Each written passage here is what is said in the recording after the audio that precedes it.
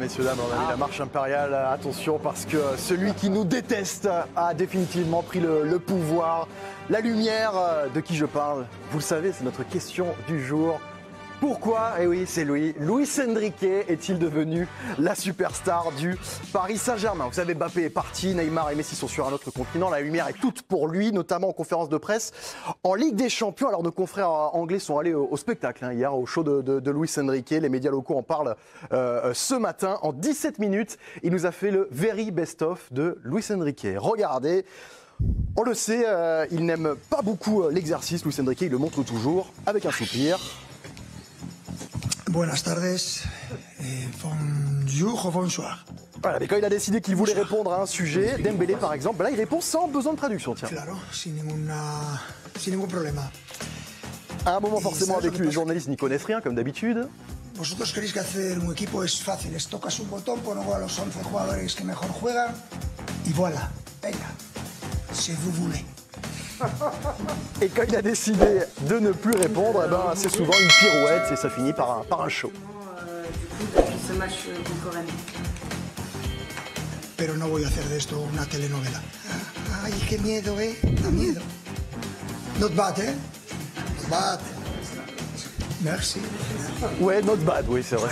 C'était pas mal, Louis, cette conférence de presse. Enfin, c'est ce qu'a pensé aussi Loïc Tanzi, qui était sur place et suit le PSG pour le journal. Alors, de toute façon, la voix du PSG depuis le début de l'année, c'est Luis Enrique et Luis Enrique. On entend aujourd'hui quasiment que Luis Enrique parler pour le compte du Paris Saint-Germain. Donc c'est lui qui porte la voix du club déjà médiatiquement. Nasser Al-Khelaifi dans le vestiaire, la saison dernière déjà quand il est arrivé, avait dit aux joueurs, le patron c'est Luis Enrique et c'est lui qu'il faut écouter, il ne faudra pas venir râler derrière. Il l'a refait avec le cas Ousmane Dembélé en disant derrière, celui qui décide c'est Luis Enrique. Donc il ne faut pas venir râler parce que vous estimez que la décision n'est pas bonne. Donc le patron c'est lui qui prend les décisions et c'est aujourd'hui Luis Enrique le boss du PSG. Ouais. Alors, le boss du PSG, je cite les grands auteurs comme Loïc Tanzi, est aussi depuis hier soir la star d'une série en Espagne. Exactement, et c'est quand même pas banal pour le souligner, ce qui se passe. Vous savez, on connaissait les séries d'Arsenal et de City notamment, où on voyait les coachs Arteta et Guardiola, mais jamais on a vu une série que sur un entraîneur. Alors il y en aura une sur Mourinho qui va sortir l'année prochaine. Alors la série sur Luis Enrique, elle est en 3 épisodes de 40 minutes. Le premier a été diffusé hier soir en Espagne sur la plateforme Movistar Plus. Vous le voyez, quelques extraits. J'ai eu l'occasion de la voir aujourd'hui, ça vaut quand même le coup. Ça commence comme ça, vous allez voir, la veille de sa présentation au Paris Saint-Germain.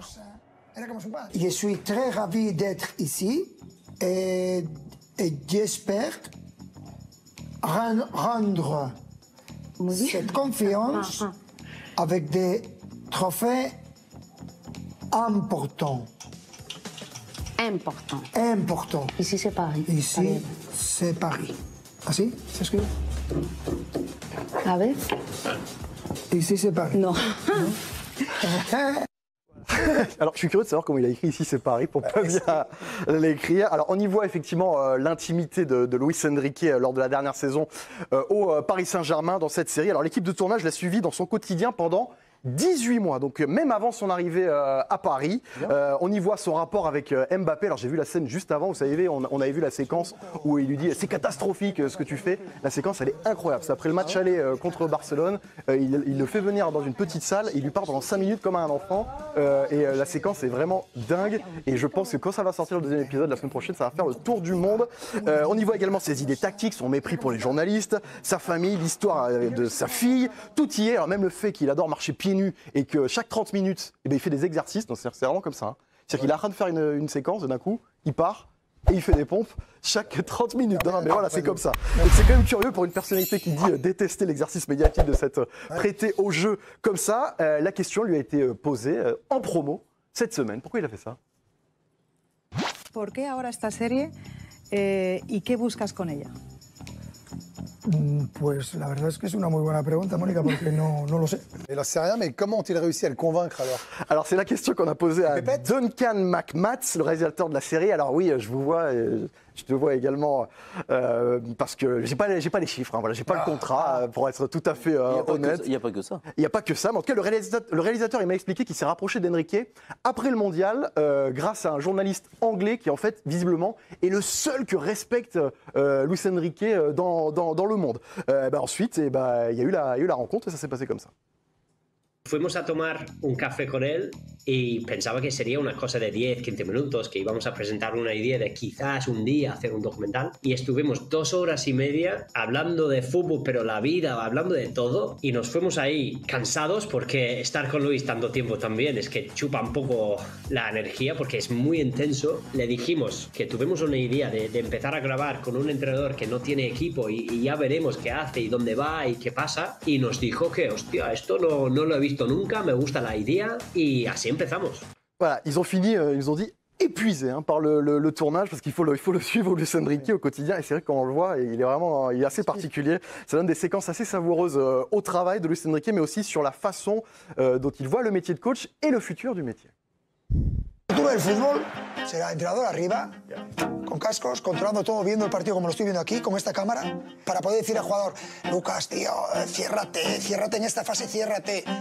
Sería para mí maravilloso, mataría a los jugadores, pero que yo desde arriba pudiera coger con un micrófono y de repente, y si hay una descarguita eléctrica ya perfecto.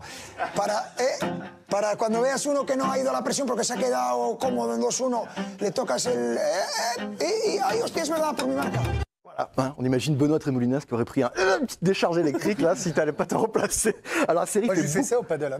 Ah oui, c'est vrai. Bien sûr. Ça va être aussi, intéressant. pour réveiller le On matin. pourrait faire une série là-dessus.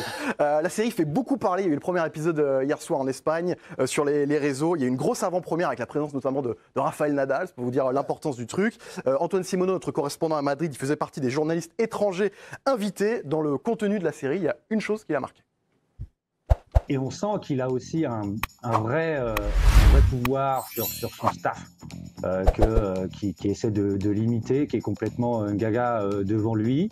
Et on a l'impression que d'ailleurs ils n'ont pas trop voix au chapitre, que c'est vraiment lui qui décide de tout, que ce soit les compositions, les ajustements tactiques. Alors, il est tellement omnipotent qu'il a lui-même choisi le titre de la série, Georges ? Oui, alors le réalisateur nous a dit que Luis Enrique n'était pas un responsable éditorial. Il nous a dit qu'il n'avait rien coupé, même après. Alors, c'est ce qu'il nous a dit lors de l'interview. On n'est pas obligé de le croire, je te vois, Sébastien. À la base, alors ça devait être, le titre, ça devait être « Que empieza el show ». C'est-à-dire que le show commence, parce que c'est la phrase que dit à chaque fois Luis Enrique avant un match. C'est-à-dire que là, avant de partir à l'Emirates, il a dit à ses joueurs « Que empieza el show ». Sauf que finalement, il a une meilleure idée, Luis Enrique, c'est qu'on appelle ça finalement no tenéis ni puta idea. En gros, le titre de la série, ça veut dire vous ne vous rendez pas compte, je vous fais la version polie, vous n'avez pas vraiment d'idée. Il a pensé à ça en parlant avec le réalisateur. Il a eu cette idée parce qu'il pensait à son rapport avec les journalistes. Todos sabemos que él piensa que los periodistas no tienen ni puta idea, pero también yo creo que es un poco como no sabéis quién soy, no me conocéis, no sabéis cómo jugamos. Cuando le critica un periodista es que me dice, es que yo en este partido estaba a lo mejor 100 horas pensando en este partido. He ido a la cama pensando en este partido. Y esta persona que ha venido a ver el partido y ha visto el partido en directo, no ha vuelto a verlo como yo y mi equipo lo volvemos a ver 10 veces y me ha dicho que tenía que haber hecho esto o el otro. Y pienso, pero no sabes, no tienes ni puta idea, tío. Voilà, donc Sébastien Nabil, vous allez regarder le match ce soir et après vous n'aurez aucune idée par rapport à Luis Enrique, vous l'avez noté. Alors, sachez que ce documentaire, pour l'instant, il n'y a pas de programmation en France, mais le réalisateur m'a assuré qu'ils étaient en contact avec plusieurs plateformes justement parce qu'il y a une vraie volonté de diffusion dans le pays. Donc ce sera bientôt, bien sûr, que vous pourrez contempler ce Luis Enrique qui prendra encore plus de place dans l'incarnation du Paris Saint-Germain.